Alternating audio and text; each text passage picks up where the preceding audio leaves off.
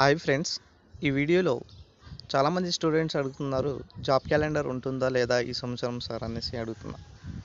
So ఈ వీడియోలో చెప్దామనేసి ఈ వీడియో చేస్తున్నాను.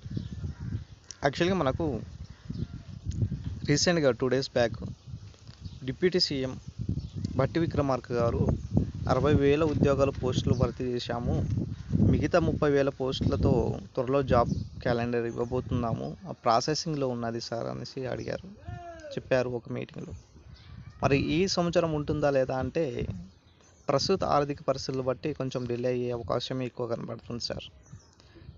ఎందుకంటే ఎలక్షన్ ముందు వేయాలి, జూలై ఆర్ ఆగస్టులో ఎలక్షన్స్ ఉంటాయి కాబట్టి మరి ఎలక్షన్ నోటిఫికేషన్ ఇస్తే జాబ్ క్యాలెండర్ డిలే అయ్యే అవకాశం ఎక్కువగా ఉంటుంది.